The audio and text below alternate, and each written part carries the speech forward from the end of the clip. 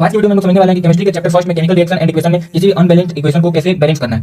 तो चलिए हम समझते हैं सबसे फर्स्ट कॉमन एग्जांपल लेके, जो कि हमारा वाटर फॉर्मेशन का है, जिसमें H2 + O2 मिलकर H2O बनाते हैं, जो कि कॉम्बिनेशन रिएक्शन है। तो इसमें बेसिकली यहाँ पे हम H2 को देख पा रहे हैं 2 है, तो ठीक है, यहाँ पे भी 2 हाइड्रोजन है, लेकिन यहाँ पे ऑक्सीजन 2 है, लेकिन यहाँ पे ऑक्सीजन एक ही है। तो उसको बैलेंस करने के लिए हम क्या करेंगे, जहाँ पे ऑक्सीजन 2 दिख रहा है तो लेफ्ट साइड को देखते हुए हम यहाँ पे 2 लगा लेंगे। 2 लगाएंगे तो ये ऑक्सीजन तो 2 हो जाएगा, बट हाइड्रोजन 2 × 2 टोटल हाइड्रोजन 4 हो जाएंगे राइट साइड में। इसलिए हम यहाँ पे दोबारा से 2 लगाएंगे। अब हमारा इक्वेशन बैलेंस हो चुका है। हाइड्रोजन हमारे पास 4 है लेफ्ट साइड में, तो हमारे प्रोडक्ट में भी 4 हाइड्रोजन है। ऑक्सीजन 2 है रिएक्टेंट में, तो यहाँ पे भी ऑक्सीजन 2 है रिएक्टेंट में। तो आइए एक और एग्जांपल के साथ समझते हैं। जैसे सेकंड हो गया हमारा sodium sulphate plus barium chloride, जो कि एक डबल डिस्प्लेसमेंट रिएक्शन होता है। इसको प्रेसिपिटेट रिएक्शन बोलते हैं, जिसमें बेरियम सल्फेट एक व्हाइट प्रेसिपिटेट बनाता है। इसमें हम देख सकते हैं कि जो सोडियम है यहाँ पे 2 है और प्रोडक्ट में एक ही है। यहाँ पे सल्फेट एक है, प्रोडक्ट में सल्फेट एक ही है यहाँ पे।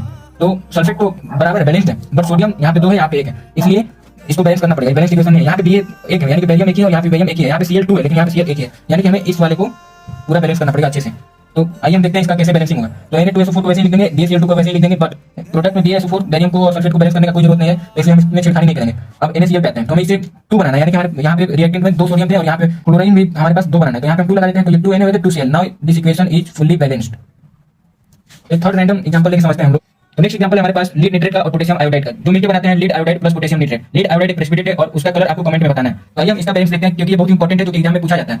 तो देखिए बेसिकली हमारे लेफ्ट साइड में लीड 1 है और राइट साइड में लीड 1 है, तो इसको बैलेंस करने के बारे में नहीं सोचना है। बट यहाँ पे नाइट्रेट हमारे पास 2 है और यहाँ पे नाइट्रेट 1 ही है, और यहाँ पे पोटेशियम 1 है और यहाँ पे भी पोटेशियम 1 है, लेकिन यहाँ पे लीड आयोडाइड इसमें 1 है और यहाँ पे आयोडाइड 2 है। तो चलिए हम इसको बैलेंस करके आपको दिखाते हैं। सबसे पहले हमें राइट साइड में जाना है, ये देखना है कि यहाँ पे NO3 एक ही है, तो इसको 2 आने के लिए यहाँ पे सिंपली 2 लिख देंगे और इसको 2 लिखते हैं। ये तो हमारे पास नाइट्रेट 2 हो जाता है, बट पोटेशियम हमारे पास 1 चाहिए, तो ये 2 बन जाता है, इसलिए हम यहाँ पे भी 2 लगाएंगे। अब 2 लगाएंगे तो हमारे पास I भी 2 हो जाएगा, यानी कि आयोडाइड भी 2 हो जाएंगे। आयोडाइड 2 होंगे तो राइट साइड में 2 ऑलरेडी है, तो ये बैलेंस हो गया। यहाँ पे 1 लगा दो और यहाँ पे 1, तो इसका बैलेंसिंग हो गया 1 2 1 2।